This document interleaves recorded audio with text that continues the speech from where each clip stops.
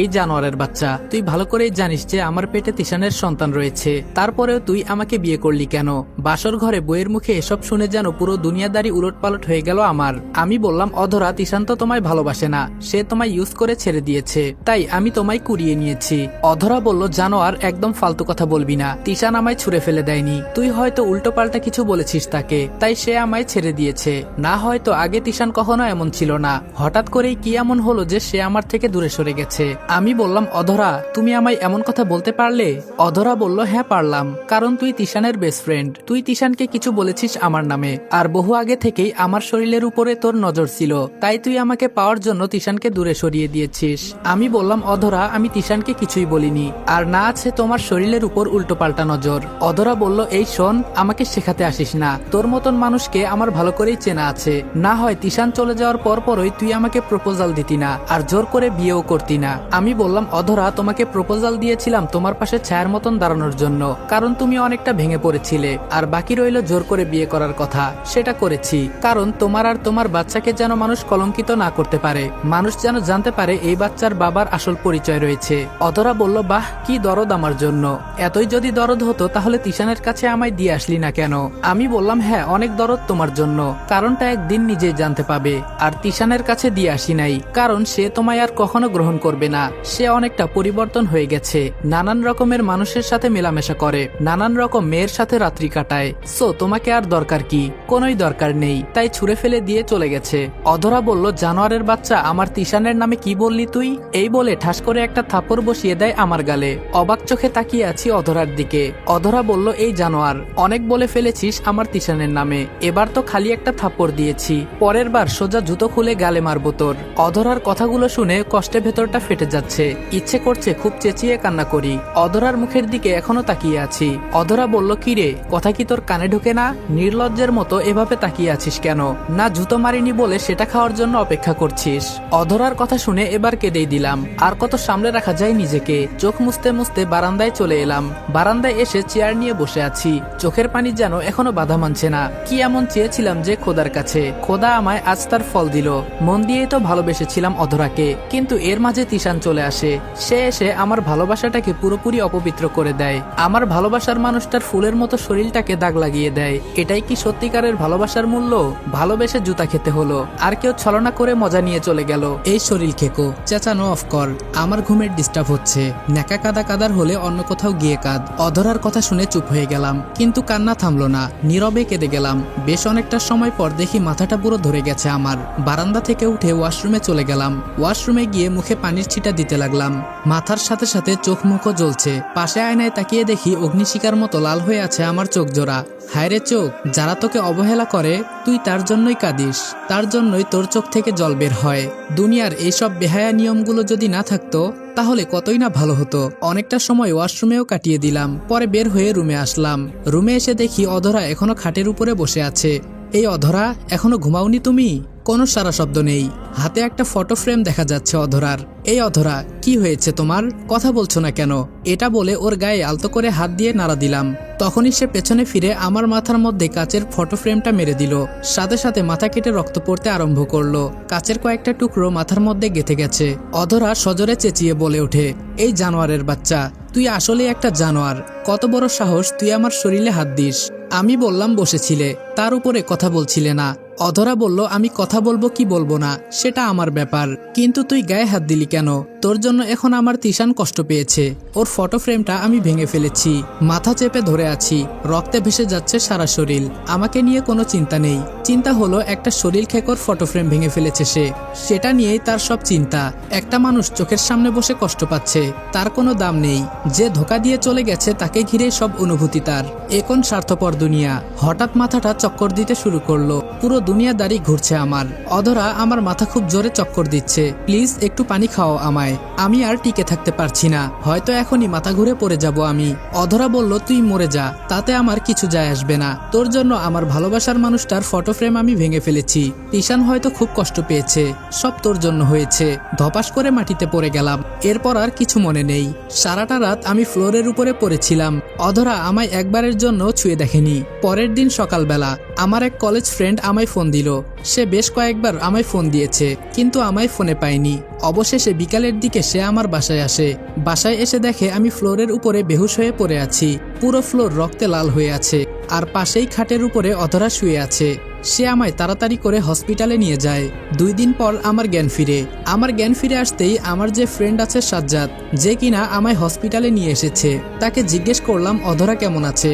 সে হয়তো খুব কান্নাকাটি করেছে আমার জন্য। সাজ্জাদ বলল, আকাশ, কান্না করা তো দূরের কথা, তুই সারাদিন ফ্লোরের উপর পড়েছিলি, আর সে খাটের উপরে শুয়েছিল। সে তোকে সাহায্য পর্যন্ত করেনি, আর কান্না তো বহু পরের কথা। আমি বললাম, ওহ। সাজ্জাদ বলল, আকাশ, তুই কেন অধরাকে বিয়ে করলি?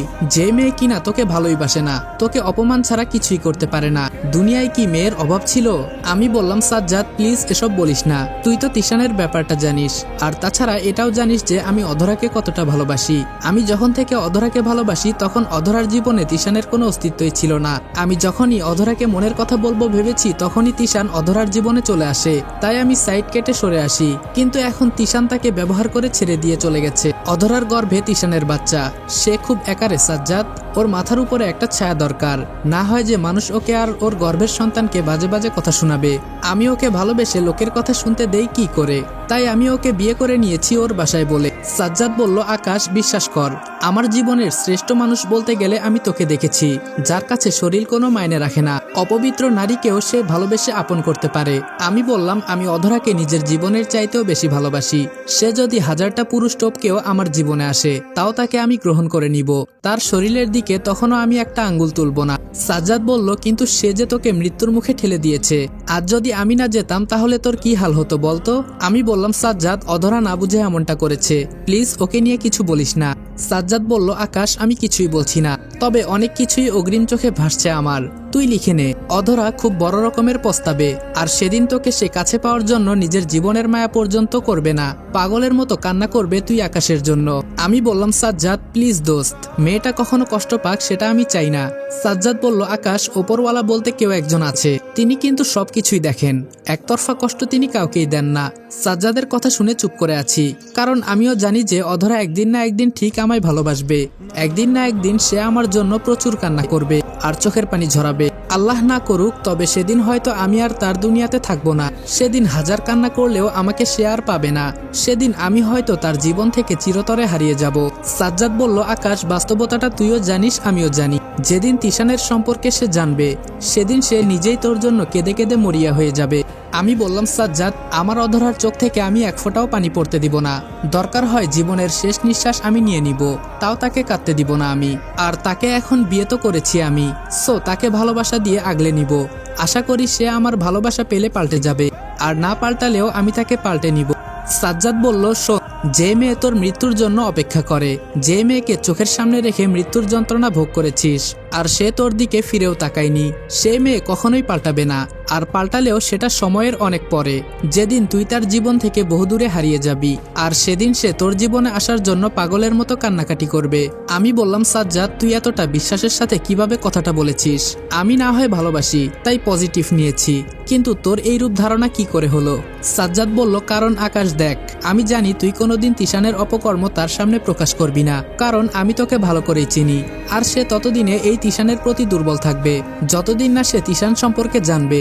সো এটা কোনোদিনই হবার নয়। আমি বললাম, তাও আমি চেষ্টা করব, ভালোবাসা দিয়ে আগলে রাখবো, ভালোবাসা দিয়ে তাকে নিজের করার চেষ্টা করব, তারপরেটা খোদার হাতে।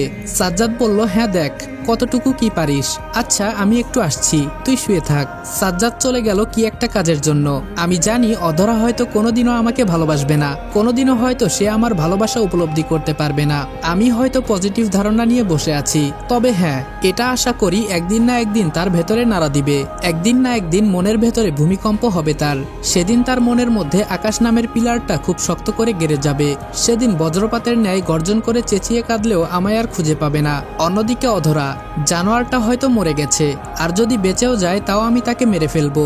আমার তিশানকে আমার থেকে দূরে সরিয়েছে এই জানোয়ারের বাচ্চা। এই জানোয়ারটাই আমার জীবনের সবচাইতে বড় কাঁটা এখন। তাকে জীবন থেকে সরাতে পারলেই আমাকে আর তিশানকে এক হওয়া থেকে কেউ আটকাতে পারবে না। অধরার কোনো আইডিয়াই নেই সে কাকে মারতে চাচ্ছে। যে তার জীবন বাঁচাতে চাইছে তাকেই সে মারতে চলেছে, আর যে নরপিশাচ তার জীবনকে নরক বানিয়ে দিয়েছে তাকেই সে আপন করতে চাইছে। সে হয়তো জানেও না তার জীবনে কত বড় একটা কঠিন মোড় অপেক্ষা করছে।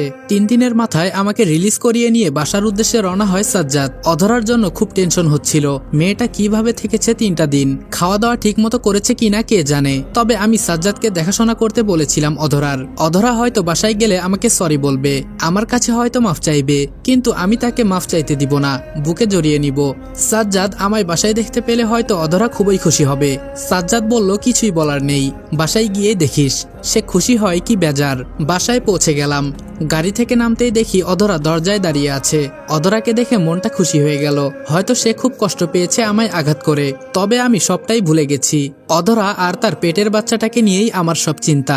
গাড়ি থেকে নেমে সাজ্জাদ আমায় বাসার ভেতরে দিয়ে এলো, কিন্তু অবাক করা বিষয় অধরা আমার সাথে একটা কথাও বলল না। হয়তো তার কৃতকর্মের জন্য সে লজ্জিত, তাই হয়তো কথা বলার মতন সাহস করতে পারছে না। সাজ্জাদ বলল, আকাশ আমি চললাম রে, আমার অনেক কাজ জমা হয়ে আছে, পরে এসে তোর খোঁজ নিয়ে যাব। আমি বললাম আচ্ছা যা, আর শোন ধন্যবাদ, তোর মতন বন্ধু থাকলে জীবনে অন্য কিছু প্রয়োজন পড়বে না। সাজ্জাদ বলল, আরে পাগল, বন্ধুত্ব বন্ধুত্বই, সেটা নিভাতে না জানলে সেই বন্ধুত্বের বন্ধন রেখে কোনো ফায়দা নাই। একজন আরেকজনের পাশে দাঁড়াতে না পারলে সেটা কিসের বন্ধুত্ব। সো ধন্যবাদ দিয়ে আমাকে লজ্জা দিস না। আমি বললাম আচ্ছা যা, অনেক সময় নষ্ট হয়েছে তোর, এবার গিয়ে কাজগুলো সামলা। সাজ্জাদ নিজের ব্যবসা ফেলে আমাকে সময় দিয়েছে এই কয়দিন। সাজ্জাদ চলে গেল, অধরা এখনো চুপ হয়ে আছে। আরে অধরা, লজ্জিত হওয়ার কিছুই নেই, আমি সবকিছুই ভুলে গিয়েছি আর তোমাকে মাফও করে দিয়েছি। সো স্বাভাবিকভাবে কথা বলো, নিজেকে ছোট ভাবার কোনো কারণ নেই। অধরা বলল, এই ছোট লোক, কে বলল তোকে আমি লজ্জিত আর আমি নিজেকে ছোট ভাবছি? আমি বললাম তাহলে মুখ কালো করে রেখেছো কেন?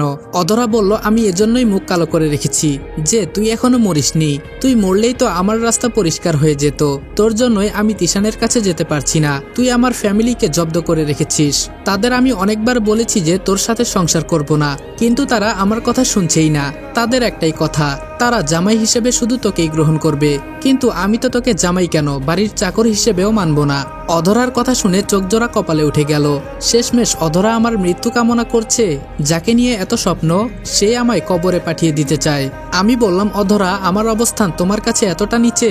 অধরা বলল, তোর অবস্থানের নিম্নতা আমি বলতে পারবো না, শুধু এটুকুই বলবো যে তোর মতন বেঈমানের গল্প আমি আমার জীবনের ডায়েরিতে কখনোই লিখতে পারবো না। আমি বললাম, অধরা আমি যদি বলি তুমি অনিচ্ছা সত্ত্বেই আমাকে তোমার জীবনের ডায়েরিতে সামিল করবে? অধরা বলল, শোন, আমি পাগল হয়ে যাইনি যে তোর মতন খারাপ মানুষকে আমার জীবনের ডায়েরিতে উঠাবো। আমি বললাম, হ্যাঁ ঠিক বলেছ, তবে যদি খোদার হুকুমে অন্য কিছু থাকে তাহলে অবশ্যই তুমি লিখবে আমাকে নিয়ে, আর শুধু লিখবে না, সাথে তোমার চোখের পানিগুলো সেদিন লেখার মাধুর্যতা সুন্দর করার জন্য কাজ করবে। অধরা বলল, সেদিন কখনোই আসবে না, খোদার হুকুম আমার উপরে পজিটিভই থাকবে, তোর মুখাপেক্ষী আল্লাহ কোনোদিনই করবে না আমায়। আর শোন, এখন চোখের সামনে থেকে যা। কত কি না ভেবেছি আমি যে তুই মরে গেলে আমি তিশানের কাছে চলে যাব, কিন্তু তুই তো জীবিত ফিরে এসেছিস, তাতে আমার যন্ত্রণা আরো দ্বিগুণ হয়ে গিয়েছে। সো প্লিজ আমাকে একা থাকতে দে। অধরাকে ছেড়ে অন্য রুমে চলে আসলাম। চোখের কোণে পানি চিকচিক করছে, হয়তো এখনই বাঁধ ভেঙে পানি পড়া শুরু করবে। হ্যাঁ সেটাই হলো, কেঁদেই দিলাম। হসপিটাল থেকে আসার সময় কত কি না ভেবেছি আমি, কিন্তু এসে দেখি পুরোটাই উল্টো। ভেবেছি সে ক্ষমা চাইবে, কিন্তু সে তো দেখি আমার মৃত্যু কামনা করছে। আমার নসিবে এতটা কষ্ট কেন লিখে রেখেছে আল্লাহ? আমি কি এমন পাপ করেছি? বেশ অনেকটা সময় কান্না করলাম রুমে বসে। কখন যে রাত হয়ে গেছে তা নিজেও জানি না। খুব খিদে পেয়েছে। রুম থেকে বের হয়ে রান্নাঘরের দিকে এগিয়ে গেলাম। ফ্রিজে হয়তো খাবার থাকবে, কিন্তু ফ্রিজ খুলে কিছুই পেলাম না। অধরা হয়তো এই কয়দিন ফল ফুল খেয়েই থেকেছে। আল্লাহ, এখন কি করব আমি? এই শরীর নিয়ে তো বাহিরেও যাওয়া যাবে না। তখনই সাজ্জাদ ফোন দিল, আকাশ আমি বাসায় আসছি, তোর কিছু কি লাগবে? আমি বললাম, বাসায় কোনো খাবার নেই, পারলে কিছু খাবার নিয়ে আসিস। সাজ্জাদ বলল, আচ্ছা আমি খাবার নিয়ে আসছি। আর শোন, তুই কষ্ট করে তোর অফিসের ম্যানেজারকে একটা ফোন করিস, সে নাকি তোর রবি নাম্বারে ফোন দিয়েছে, কিন্তু সেটা নাকি অফ, তাই সে আমাকে ফোন দিয়ে বলল স্যারের সাথে একটু যোগাযোগ করিয়ে দিতে। আমি বললাম, আচ্ছা আমি ফোন দিচ্ছি। তারপর ফোন রেখে দিয়ে ম্যানেজারকে ফোন করলাম। ম্যানেজার বলল, স্যার জরুরি একটা ডিল ছিল, কিন্তু আপনি অসুস্থ থাকায় আমি সেটা বাতিল করে পরবর্তী ডেট দিয়েছি, কিন্তু তিনারা উঠে পড়ে লেগেছেন ডিল করার জন্য। কি করব এখন স্যার? আমি বললাম, তুমি পুরোটা হ্যান্ডেল করে নাও, আর আমার পরিবর্তে তুমি ডিলটা করো। ম্যানেজার বলল, স্যার আমি বললাম, হ্যাঁ তুমি। ম্যানেজার বলল, ঠিক আছে স্যার। ম্যানেজারের সাথে কথা বলা শেষ করে সাজ্জাদের জন্য অপেক্ষা করছি। সে আসতে আর কত সময় লাগবে কে জানে। তবে আসুন এত সময়ে পরিচয়টা দিয়ে দেই, আমি আকাশ। সেটা তো আর বলতে হবে না। পড়ালেখা পড়ালেখা শেষ করে ছোটখাটো একটা বিজনেস স্টার্ট করেছি। আর পরিবার বলতে তেমন কেউ নেই। গ্রামের বাড়িতে বুড়ো মা আছে খালি, খালারা 3 জন দেখাশোনা করেন। বাকি সমস্ত কিছু গল্পের সাথে থাকলে জেনে যাবেন। দরজায় বেল বাজছে, তার মানে সাজ্জাদ এসে পড়েছে। দরজা খুলে দেখি সাজ্জাদ। আমি বললাম আয় ভেতরে আয়। সাজ্জাদ বলল তো বল শরীরের কি অবস্থা। আমি বললাম এই তো ভালোই। সাজ্জাদ বলল অধরার কি অবস্থা। আমি বললাম তা জানি না, সে রুম আটকে বসে আছে। সাজ্জাদ বলল আকাশ তোকে আমি একটা কথা বলি, তোর এই ভুল ডিসিশন হয়তো তোর জীবনে কাল হয়ে দাঁড়াবে। মোটামুটি ভালোই ব্যবসা বাণিজ্য করিস, টাকা পয়সা অধিক না থাকলেও মোটামুটি আছে। সেই দিক থেকে তুই মোটামুটি ভালো মেয়ে বিয়ে করতে পারতি, কিন্তু তুই তা না করে তিশান কুকুরের বাচ্চার ইউজ করা মেয়েকে বিয়ে করলি, কিন্তু সেই মেয়েও তোকে অবহেলা করছে। আমি বললাম সাজ্জাদ আমার কপাল পোড়া, তাছাড়া কিছুই না। আর অধরাকে আমি ভালোবাসি, তাই তাকে বিয়ে করেছি। এর জন্য যদি কোনো শাস্তি পেতে হয় তাহলে আমি পাবো, তাতে আমার কোনো আপত্তি নেই। সাজ্জাদ বলল আকাশ তুই তার ভালোবাসায় অন্ধ হয়ে গিয়েছিস। তোকে যত যাই বলি না কেন তোর কোনো কথাই এখন গায়ে লাগবে না। ওই যে বাংলায় একটা প্রবাদ আছে না, জ্ঞানীদের জন্য ইশারাই যথেষ্ট, আর বেকুপের পাছায় লাথি মারলেও সে বুঝবে না। তুই আসলেই বেকুপ হয়ে গিয়েছিস। আমি বললাম হয়তোবা, তবে আমি তার মাঝেই ভালোবাসা খুঁজে নিব। সাজ্জাদ বলল আচ্ছা বাদ দে এসব, এই যে খাবারগুলো ধর, এগুলো প্লেটে বেড়ে খেয়ে নে। সাজ্জাদের আনা খাবারগুলো প্লেটে বেড়ে খেয়ে নিলাম। খেয়ে দিয়ে পরে খাবারের কিছুটা অংশ টেবিলের উপরে রেখে দিয়েছি অধরার জন্য। তারপর সাজ্জাদের সাথে অনেকটা সময় আড্ডা দিলাম। পরে সে চলে গেল, আমিও রুমে যেতে ধরলাম। তখনই মনে পড়লো অধরার কথা, সে কিছু খায়নি। এদিকে খাবারও ঠান্ডা হয়ে যাচ্ছে, না গিয়ে মেয়েটাকে ডাক দেই। অধরার রুমের সামনে গিয়ে বললাম অধরা দরজা খুলো। অধরা বলল কেন, কি দরকার? আমি বললাম তোমার জন্য খাবার এনেছি, খেয়ে নাও খাবারগুলো। অধরা বলল আমি খাবো না, তোর খাবার তুই খা। আমি বললাম প্লিজ অধরা দরজা খুলো, তোমার এখন টাইমলি খাওয়া উচিত। কোনো ধরনের অবহেলা করলে আমাদের বাচ্চার প্রবলেম হবে। তখনই অধরা দরজা খুলে বেরিয়ে এলো। এই তুই কি বললি, আমাদের বাচ্চা মানে? আমি বললাম তোমার আর আমার কি? অধরা বলল জানোয়ার, একদম মুখ সামলে কথা বলবি। তোর মতো ছোট লোকের বাচ্চা আমি পেটে কোনোদিন গ্রহণ করব না। এই বাচ্চা শুধু আমার আর তিশানের, সো কখনো নিজের বাচ্চা দাবি করতে আসবি না। আমি বললাম আচ্ছা করব না, কিন্তু এবার গিয়ে খেয়ে নাও। অধরা বলল আচ্ছা খেয়ে নিচ্ছি, কিন্তু তুই আমার আশেপাশে একটু বসে থাকিস, খাওয়া শেষ করে তোর সাথে কিছু কথা আছে। আমি বললাম আচ্ছা। অধরার পাশে বসে আছি, সে খাবার খাচ্ছে, একদম বাচ্চা মেয়ের মতন ছড়িয়ে ছিটিয়ে খাবার খাচ্ছে। খাওয়ার থেকে বেশি বরবাদ করছে। ইচ্ছে করছে ওকে নিজ হাতে খাইয়ে দেই, কিন্তু সেই অধিকার তো আমাকে অধরা দেয়নি। একটু পর অধরার খাওয়া শেষ হলো। অধরা বলল চল আমার সাথে রুমে চল। আমি বললাম আচ্ছা। অধরার পেছনে পেছনে রুমে গেলাম।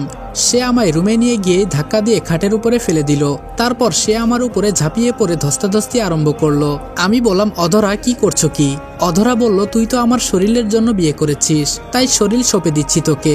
তারপরেও প্লিজ তুই আমায় তিশানের কাছে দিয়ে আয়, তোর যা ইচ্ছে হয় আমাকে কর, আমি কিছুই বলবো না, কিন্তু প্লিজ আমার তিশানকে চাই।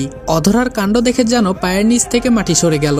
অধরা বলল কিরে নে, আমার শরীর নিজের আয়ত্তে নে। কি করব মাথায় কাজ করছে না, কিন্তু অধরার ফুলের মতো শরীরটাকে আমি স্পর্শ করব না, তাই তাকে সরিয়ে দিয়ে বিছানা থেকে উঠে গেলাম। অধরা বলল কিরে উঠে গেলি যে, শরীর চাই না তোর? আমি বললাম অধরা একটা কথা মাথায় রেখো, আমি শরীর খেকো না। যদি শরীরের প্রতি এতটাই লোভ থাকতো তাহলে পতিতালয়ে দৌড় দিতাম, কারণ এই শহরে পতিতালয়ের অভাব নেই। 300 টাকা খরচ করে পতিতালয়ে গেলেও আমার শারীরিক চাহিদা পূরণ হয়ে যাবে, কিন্তু আমি তা করিনি। আমি তোমায় সহি পন্থায় বিয়ে করেছি, তোমায় স্ত্রীর মর্যাদা দিতে চাই, তাই তোমায় বিয়ে করেছি।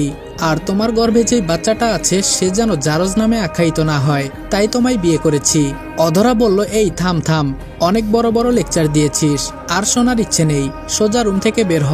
আমি বললাম রুম থেকে তো বেরিয়েই যাব, শুধু তোমার ভুল ধারণাটা দূর করার জন্য এতগুলো কথা বললাম।